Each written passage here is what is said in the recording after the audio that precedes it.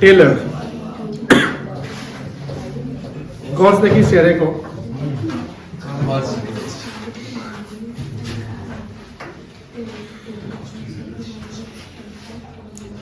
F.W. Taylor, इनका पूरा नाम जानते हैं क्या है? Frederick Winslow Taylor.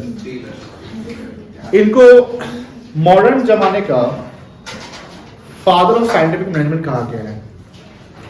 लेकिन अब इनकी बात बताते हैं, ये ना थोड़ा सा ना सख्त मतलब स्ट्रिक्ट टाइप के पर्सन थे, वर्कर के प्रति बहुत ज्यादा स्ट्रिक्टनेस दिखाते थे।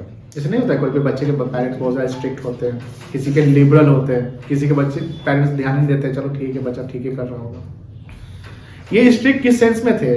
क्योंकि इन्होंने वर्कर को एफिशिएंट और इनएफिशिएंट के कैटेगरी में बांट दिया था। किस कैटेगरी में? एफिशिएंट और इनएफिशिएंट। इनका कहना था कि अगर आप स्टैंडर्ड टाइम में, स्टैंडर्ड टाइम मतलब जो टाइम हमने आपको दिया और इस टाइम में जितना प्रोडक्ट बनाना है, यानी स्टैंडर्ड क्वांटिटी, और उस टारगेट को आप अचीव कर लेते हैं या उससे ज्यादा नहीं, उससे कम टाइम में आप अचीव कर लेते हैं या उस टाइम में ज्यादा बना लेते हैं, तो you will be called efficient worker. और जब आप एफिशिएंट वर्कर होंगे तो आपको रिवॉर्ड मिलेगा। रिवॉर्ड मतलब कि जितना पेमेंट आपका नॉर्मल पेमेंट बनता है उससे हम आपको एक्स्ट्रा बोनस के रूप में, इंसेंटिव के रूप में हम देंगे। इंसेंटिव का मतलब ही होता है कि जब अपना बेस्ट एफर्ट लगा के आप ज्यादा काम करते हैं तो कंपनी को ज्यादा फायदा होता है, तो आपको इंसेंटिव मिलता है। कंपनी अगर इंसेंटिव बोनस देती है तो प्रॉफिट से ही देती है, एक्स्ट्रा जो प्रॉफिट कंपनी जनरेट करती है उसी से कुछ आपको मिलता है। ऐसा नहीं कंपनी पूरा कि कंपनी को आपने जितना प्रॉफिट एक्स्ट्रा कमा कर दे दिया वो सारा प्रॉफिट कंपनी आपको दे देगी, तो कंपनी को फायदा ही क्या हो? कंपनी को आप जो एक्स्ट्रा प्रॉफिट कमा के देते हैं उसमें से कुछ आपको मिलता है। इससे कंपनी भी खुश हो गया और वर्कर भी खुश हो गया। लेकिन इनका एक दूसरा जोन था जहां पर कहते थे कि अगर शेड्यूल टाइम में आप अगर शेड्यूल टाइम में जो शेड्यूल्ड क्वांटिटी है उसको अचीव करने में फेल हो जाते हैं, चाहे किसी भी कारण से, समटाइम कोई मेंटली डिस्टर्ब रहता है, समटाइम कोई समय कम देता है, समटाइम कोई स्लो होता है, तो ऐसे वर्कर जो होते हैं वो 100% एफिशिएंसी से काम नहीं कर पाते। यानी मान लीजिए कि दिन भर में 100 क्वांटिटी बनाना है लेकिन वो वर्कर मान लो 90 क्वांटिटी बना लेता है, 95 बनाता है, इवन तो 99 बनाता है। तो 100 की जगह आप 99 यानी 100 से नीचे कम बनाए, जो भी बनाए, तो you will be called inefficient worker. Inefficient मतलब कि आप में एफिशिएंसी की कमी है। तो वहां पर जो टेलर साहब का एक कॉन्सेप्ट आ जाता है। टेलर साहब क्या कहते हैं कि भैया ऐसे वर्कर को ना पेनलाइज करो, ऐसे वर्कर को सबक सिखाओ। जब हम सबक सिखा देंगे तो कहीं ना कहीं बाद में वो क्या करेगा, उसको दोबारा रिपीट करेगा कि सुधरेगा। और किसी को रिवॉर्ड दे देंगे तो वो क्या करेगा, अगेन वही काम वो करने की कोशिश करेगा। तो इनका यही एक जोन था, दूसरा जो सेकेंड जोन था जिसको कहते थे कि अगर कोई वर्कर इनएफिशिएंट है तो उनको हम पेनलाइज करेंगे, यानी जितना उनका नॉर्मल पेमेंट बनेगा, जितना उनका नॉर्मल पेमेंट बनेगा उससे कम देंगे। तो ऑब्वियस बात है कि आपको पेनल्टी मिल गया, आपको सबक मिल गया। नेक्स्ट टाइम आप क्या करेंगे, एज ए वर्कर आप एफिशिएंसी से काम करेंगे। क्यों? क्योंकि आपके अंदर में एक डर रहेगा, बात नहीं करेगी, आपके अंदर में एक डर रहेगा कि भैया अगर फिर हम कम काम करेंगे तो हमको सैलरी जितना बनता है उससे कम मिलेगा। इन्होंने वर्कर को ये डेली बेसिस के कॉन्सेप्ट पे नहीं रखवाया कि वर्कर का जो पेमेंट है वो डेली बेसिस, मतलब कि आज वर्कर आया, दिन भर काम किया, उसका जो रेट बना दे दो। कल वर्कर आया, दिन भर काम किया, जो रेट बना दे दो। परसों वर्कर आया, दिन भर काम किया, जितना रेट बना दे दो। तो ऐसे करने से कोई वर्कर कम काम करे या ज्यादा काम करे इससे पता नहीं चलेगा और वर्कर का पेमेंट हो जाएगा। आजकल कंस्ट्रक्शन साइट पे यही कॉन्सेप्ट चलता है, ट्रेडिशनल कॉन्सेप्ट कहते हैं, जहां डेली बेसिस पे हम पेमेंट करते हैं। यानी वर्कर को बोले कितना लोगे तो बोला 400 रुपया लेंगे, चलो काम करो। एक दूसरा वर्कर भी बोले कितना लोगे तो बोलता है 400 लेंगे, चलो काम करो। लेकिन जब दोनों वर्कर का काम कंपेयर करें तो इसमें पता क्या चलेगा कि एक वर्कर थोड़ा ज्यादा काम किया होगा, एक वर्कर थोड़ा सा कम, हो सकता है स्लो होगा, हो सकता है ज्यादा ब्रेक ले लिया होगा। तो टेलर ये बोलते हैं कि नहीं, ऐसे वर्कर ना ऐसा करते हैं ना, इनको पीस रेट सिस्टम लगा देते हैं। क्या लगा देते हैं? Piece rate system. Piece rate system क्या कहते हैं कि जितना तुम क्वांटिटी प्रोड्यूस कर दोगे उसके अकॉर्डिंग हम तुमको पेमेंट करेंगे। जितना क्वांटिटी तुम प्रोड्यूस करोगे उसके अकॉर्डिंग हम तुमको पेमेंट करेंगे। अब आपके मन में सवाल होगा कि एक वर्कर पूरा खुद से एक सामान को पूरा फिनिश कर सकता है? No, not possible. वर्कर का काम क्या होगा? चलो मान लो कि इसका कवर लगाना, एक वर्कर काम होगा पैकिंग करना, ऐसा तो हो सकता है ना। तो यूनिट डज नॉट मीन्स कि सर एक कंप्लीट फाइनल प्रोडक्ट बना दो। यूनिट मीन्स व्हाट कि आपको जो काम मतलब आपको पैकिंग करने का काम मिलता है, तो आप कितना इन्होंने पैकिंग कर रहे हो, आपको अनपैकिंग का काम, आपको मतलब सामान उठाने का काम मिलता है, कितना उठा रहे हो वो, आपको कलर करने का काम मिलता है, कितना कलर कर रहे हो, यानी कितना क्वांटिटी में आप काम कर रहे हो। अब जिस क्वांटिटी में काम कर रहे हो उसको हम एक रेट बना देंगे। और रेट कैसे होगा? जिससे हम कॉस्ट निकालेंगे उससे अकॉर्डिंग हम अपना एक रेट डिस्क्राइब कर लेंगे साइंटिफिक तरीके से, और पीस रेट सिस्टम में हम पेमेंट करेंगे। तो इससे क्या होगा? वर्कर के अंदर में एक पॉजिटिवनेस आएगा कि भैया हम ज्यादा बनाएंगे या ज्यादा काम करेंगे तो हमको उसके अकॉर्डिंग क्वांटिटी पे मिलेगा। लेकिन जो वर्कर स्लो या न्यू वर्कर होंगे उनका पेमेंट ऑटोमेटिकली क्या हो जाएगा? कम जाएगा, क्योंकि वो स्लो काम करेंगे। तो मॉडर्न जमाने का जो फादर ऑफ साइंटिफिक मैनेजमेंट कहा गया है, तो किसको कहा गया है? Taylor, F.W. टेलर। और इनका जन्म हुआ था United State of America, USA. पढ़िए के बारे में थोड़ा सा पढ़ लीजिए। F.W. Taylor was born in 1856 in USA. In 1878, कितना साल हो गया जन्म के बाद? 22। He joined Midwell Steel Company as a mechanical engineer. Using his engineering background, Taylor set out scientific studies and techniques. ये ध्यान रखिएगा, scientific studies and techniques किसने set out किया? Taylor ने। He was primarily concerned about the efficiency of worker. Primarily यानी उनका main focus क्या था? वर्कर के एफिशिएंसी पे, कि वो कितना एफिशिएंसी से और कितना इफेक्टिव से काम करते हैं, और work and optimum utilization of resources. क्योंकि अगर मिनिमम हम ऑप्टिमम यानी रिसोर्स को हम कम वेस्ट करें, रिसोर्स को हम कम वेस्ट कर दें तो कॉस्ट मेरा मिनिमम होगा, मिनिमम कॉस्ट होगा तो प्रॉफिट क्या हो जाएगा? मैक्सिमाइज हो जाएगा। Taylor's principle and techniques were based on the observations. Observations समझते हैं ना? जैसे हमने आपको ऑब्जर्व करके बताया, हमने आपको ऑब्जर्व करके बताया, ठीक है, आप किसी को ऑब्जर्व करके बताया कि हाँ ये है, और उसमें हो सकता है कि 100% ऑब्जर्वेशन सही भी ना हो। He conducted in factories where methods of production lacked मतलब कमी, lacked planning and working methods were haphazard। मतलब कि जहां वो इंजीनियरिंग के इंजीनियर थे, तो अब जैसे अपना प्रिंसिपल आप डेवलप करते हैं, आपके प्रिंसिपल कंपनी फॉलो करेगी, तो इसका मतलब आपका पोस्ट टॉप लेवल का टॉप का होना चाहिए, तभी आपको कंपनी फॉलो करेगी। आप लेकिन लोअर लेवल में ये बात बता रहे हैं तो हो सकता है कि इग्नोर भी कर दिया जाए। इसलिए प्रिंसिपल मैनेजमेंट में आप एक इनिशिएटिव देखे होंगे। क्या देखे थे? इनिशिएटिव, ठीक है ना? इनिशिएटिव याद है? क्या था इनिशिएटिव? आप बताइए सन्नी जी, आप मुस्कुरा रहे हैं, जरूर लॉटरी लगा है। नहीं, गलत बोल दिया, इसलिए बोलते हैं मुस्कुराइए कम, फोकस ज्यादा करिए। क्या होता है इनिशिएटिव? नो नो, फिर गलत बोल दिए। हर वर्कर को अपना आगे बढ़ाने का मौका मिले, आप भी अपना ओपिनियन प्रकट करिए, इनिशिएट तो करिए, हम है ना।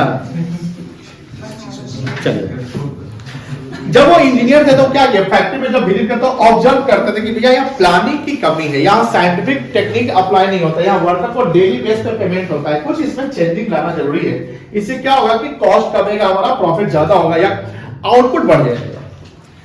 और वर्किंग मेथड क्या होता? खराब हो रहा था। टेलर का कॉन्ट्रीब्यूशन देखिए। Taylor became famous as a father of scientific management. His main contributions which made him so popular because Taylor published book and research paper। मतलब कि जब PhD वहडी आप करते हैं तो रिसर्च पेपर आप पब्लिश कराते हैं, अपना जर्नल पब्लिश कराते हैं, explaining his scientific view on industrial organization and management। हम लोग का भी ऐसे ही होते रहता है। His major contribution was publishing on shop management, piece rate system। याद है piece system बताया? पीस रेट सिस्टम क्या हुआ? मतलब पीस मतलब टुकड़ा, quantity wise of payment and principle of scientific management. He emphasised on adoption of scientific methods to the problem of scientific management. Sorry, problem of management, यानी management की जो problems है उसको दूर करने के लिए उन्होंने क्या मेथड लाया? Scientific method. समझ गए ना? मीनिंग ऑफ साइंटिफिक मेथड क्या है? देखिए, scientific management can be defined the application. Application मतलब क्या होता है? एप्लीकेशन मतलब अप्लाई करना, उसको लगाना, of science for each and every element of management. यानी मैनेजमेंट के हर जगह पे आप साइंटिफिकली काम करिए. ठीक है? In general language it means apply the scientific tools, methods and trained personal. Trained personal क्या हुआ? Skilled employees. In order to increase the output. Scientific management insist मतलब क्या होता है? सॉरी, बढ़ावा देना. मतलब insist on replacement of role of thumb by science. That means decision in organization should not be taken on the basis of wills and wishes of manager. मतलब rule of thumb, ये पढ़े ना, science but not rule of thumb, इसका एक principal है scientific management. यानी Taylor का कितना प्रिंसिपल है? 4. उसमें पहला प्रिंसिपल क्या है? Science but not rule of thumb. तो science but not rule of thumb मतलब क्या होता है कि साइंटिफिक टूल्स एंड मेथड चलाना है, रूल ऑफ थंब नहीं चलाना. मतलब कि भैया आप हमारा विश, तो आप अच्छे वर्कर है, तो मेरे प्यारे हैं, तो तुमको हम काम कर देंगे, थोड़ा सैलरी बढ़ा देंगे, काम करते खुश भी नहीं हो. फिर ऐसे नहीं हो सकता है. साइंटिफिक तरीके से आप हमारे कितनों करीबी होंगे, हम ऐसे नहीं है भाई तुम करीबी हो तो उससे मतलब नहीं है, इससे गड़बड़ा जाएगा. अच्छा ये बताओ, इसको क्या पढ़ते हैं? THUMB.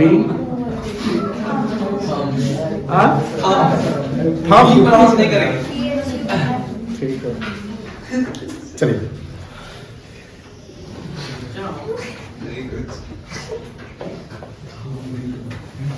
चाचा चौधरी, पढ़ाई फोकस कर बेटा. ये थोड़ा पढ़िए तो. Science not rule of thumb, scientific management principle का एक पहला principle, science not rule of thumb पढ़ना. ए भैया धीरे धीरे पढ़िए.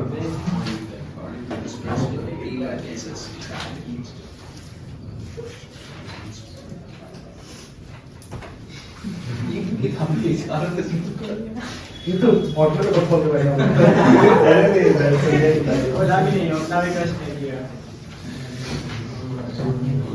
अरे तो किसके साथ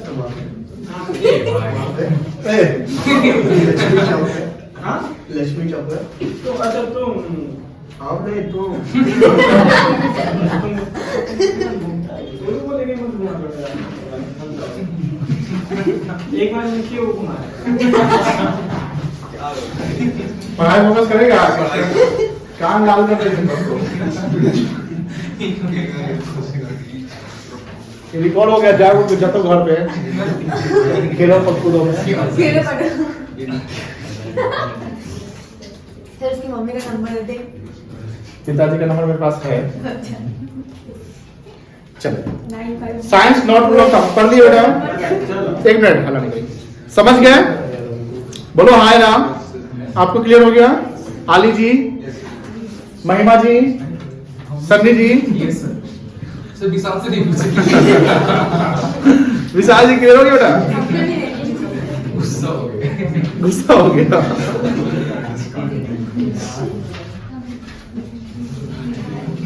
हार्मोनी मतलब क्या होता है?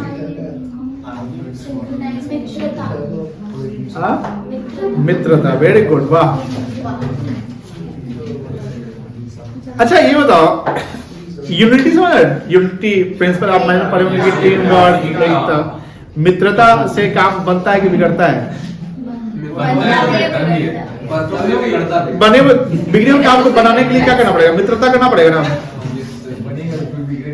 राम जब जाने तो रावण को मारने तो मित्रता करना पड़ा किससे? विभीषण से. पहले वो इधर सुग्रीव से. अब सुग्रीव बोला कि हम तो एक एक करने से जाएंगे, पहले मेरा दुश्मन को खत्म करो. तो ठीक है, बाली को खत्म करते हैं. चलिए, अब देखो यहाँ पर क्या है, समझिए. देखिए, अगर वर्क बात नहीं की प्लीज, अगर वर्कर प्रॉपर काम कर रहा है, ये देखिए इस पिक्चर को देखिए, इससे बहुत सारा मिलेगा आपको इन्फॉर्मेशन. और वर्कर को काम कर रहा है, वर्कर बहुत काम कर रहा है, एफिशिएंसी से काम कर रहा है, लेकिन उनका जो सैलरी बन रहा है वही दे रहे हैं. आप आए सैलरी मांगने, आज कितना तारीख है? आज 27। आज ही पैसा ले मिलेगा। बात करते 1 तारीख कौन है भाई, कल आप परेशान किए हुआ है तुमने इस आदमी का, बहुत सारा का वर्कर का पैसा है, कोई क्या मांगने आता है? आप चल दे मुंह लटका के, समझ कल आपका बर्थडे है, आपके बच्चे का बर्थडे है, अब वहां से घर से फोन आ रहा है, अभी तो बॉस से बोले हैं थोड़ा सा रुको पानी करते हैं, है कि नहीं है? मान लो कि बच्चे का बर्थडे तो एक दिन पहले ना आपको व्यवस्था करना पड़ेगा, बच्चा तो बच्चा होता है, उसका वो रहता है, एक्सपेक्टेशन रहता है। अब सब चले गए, ऐसा ही हो रहा है। ध्यान सुनिएगा, सभी को 1 तारीख को सैलरी, मतलब कि ना पहले ना बाद में, ठीक है, 1 तारीख की सैलरी नियम भी है। लेकिन किसी को अगर अर्जेंट इमरजेंसी में जरूरत पड़ेगी तो क्या करो? अगर आप ज्यादा काम कर रहे हैं, सर थोड़ा ज्यादा काम करते हैं, बोनस मस ना मिलेगा तो इंसेंटिव बहुत है, बोलो काम कर रहा है तो बोलो, बहुत एप्लीकेशन आ जाते हैं, बोनस बात करते रहते हो। अब देखिए जो आपका सुपीरियर होता है, जिन्हें वो रूड नेचर का फील कराता है कि ना, मतलब वो रूड टाइप का, सारा सुपीरियर तो ऐसा नहीं होता, लेकिन मान लो कि आपका सुपीरियर समझ रहे ना, यस सर। अब वो आपसे रूडली बात कर रहे हैं तो आपको थोड़ा सा इंफीरियर जैसा फील होगा, मतलब सबनेट तो है लेकिन आप इंफीरियर फील करेंगे, मतलब इज्जत नाम का चीजें नहीं है। इसलिए प्रिंसिपल पढ़े हुए इक्विटी एंड जस्टिस पढ़े थे ना? Yes sir. अभी मुन्ना भाई एमबीबीएस लेके होंगे यस सर। एकदम देखिए, उसमें एक शिपर जब काम करते रहता है, देखते ना कोई भी जाता है गंदी लगा देता है, बोलता है कि भाई ये है तुम लोग का, हम लोग का तो यही काम। अब संपत्ति बात है कि अगर मैनेजर एक प्रॉपर वे में वर्कर से फील करे, मतलब कि अपने सबनेट के साथ बिहेव करे, हाँ आपको बोला अरे मिल जाएगा बेटा मिल जाएगा, इतना देंगे, ठीक है, लोग काम कर रहे हो, ठीक है चलो, अच्छा बच्चे का बर्थडे हो गया, देखिए वो अगर एक्स्ट्रा काम कर रहा है उसको पेमेंट कर रहे हैं, तो कहीं ना कहीं क्या हो रहा है ना कि अगर हम आपके लिए अच्छा कर रहे हैं तो आप मेरे लिए क्या करिएगा? अच्छा ही करिएगा, बुरा करिएगा तो वो बुरा ही कराएगा अच्छा करिएगा, तो एक तरीके से ये आपका अच्छा मेंटली आप सेटिस्फाई हो या नहीं रहिएगा, आपके साथ अंदर एक मोटिवेशन आएगा, पॉजिटिव मोटिवेशन आएगा, इससे आपका मेंटल रिवॉल्यूशन होगा।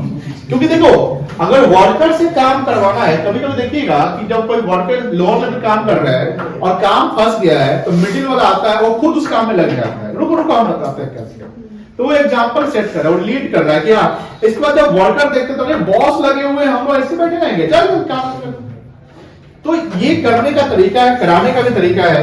हम उनको अगर हेल्प करेंगे तो वो भी हमको हेल्प करेंगे, अगर उनको टाइमली पेमेंट करेंगे, सेफ्टी देंगे, प्रोटेक्शन देंगे, सोशल सिक्योरिटी देंगे, ज्यादा काम करे बोनस इंसेंटिव देंगे, तो ऑब्वियस बात है कि हमारे ये काम करेंगे और इनसे इनका मेंटल रिवॉल्यूशन होगा। अगर ये अच्छा काम करें तो एज ए होल कंपनी हो जाएगा।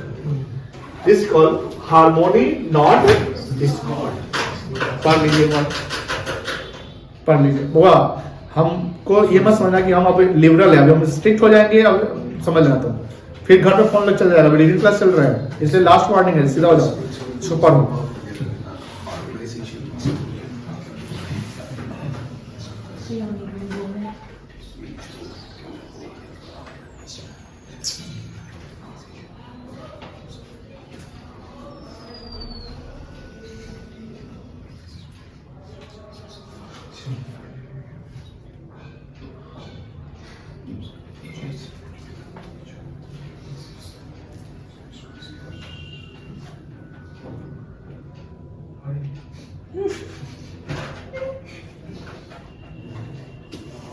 और जल्दी अकाउंट से करना है।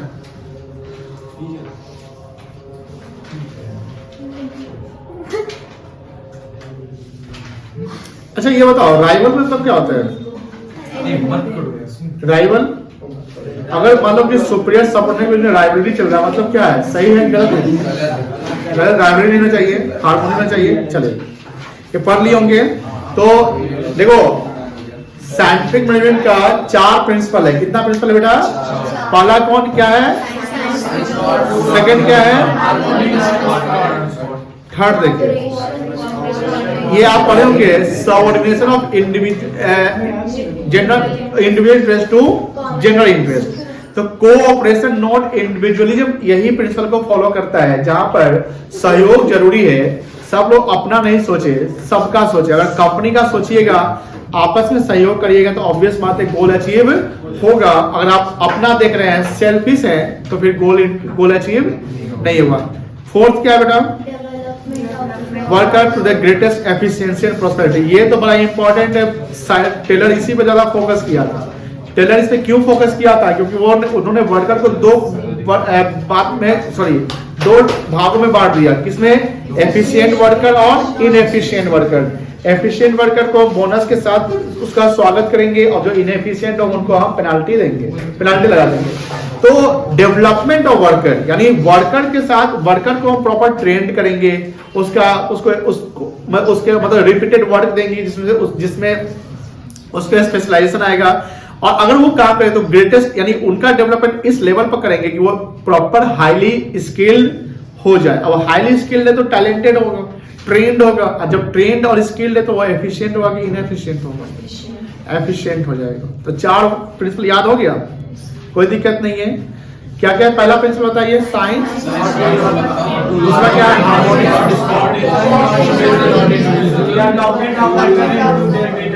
Very good. साक्षी स्टैंडर्ड। आप बताओ बेटा, 14 principle given by Henry Fayol, बताइए। Division of work, authority and responsibility, discipline, principle of unity, stability of tenured personnel, safety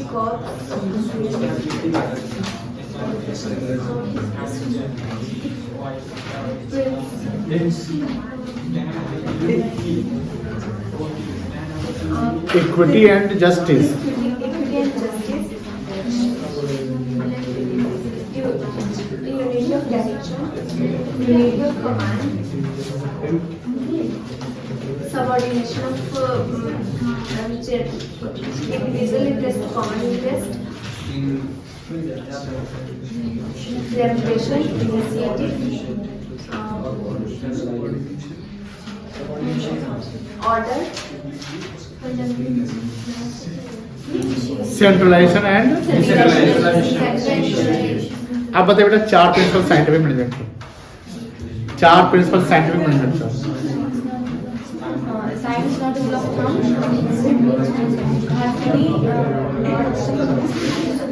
not Scott.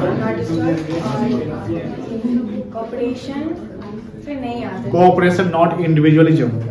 Fourth बोलिए, डेवलपमेंट ऑफ वर्कर।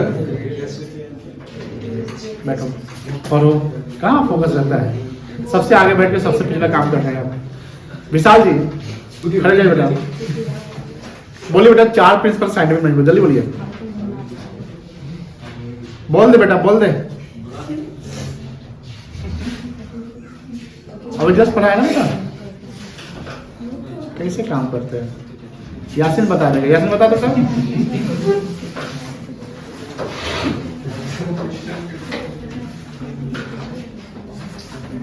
नहीं याद है? युवराज अभी जस्ट पढ़ा, तुम माइंड से निकल गया। बैठ सर, सन्नी बोलो तो तुम अलग बैठ जाओ ना, तुम आगे बैठ जाओ, आगे सर बैठ जाओ, बोलो। सर हार्मनी एंड डिस्कॉर्ड और कोऑपरेशन नॉट इंडिविजुअल, और ये क्या आपका science not rule of thumb, और फोर्थ वाज ये development to their greatest efficiency and prosperity. कोई दिक्कत नहीं है, चल बैठ जाइए। चलिए साइंटिफिक टेक्निक कल हम लोग पढ़ते हैं, ठीक है ना।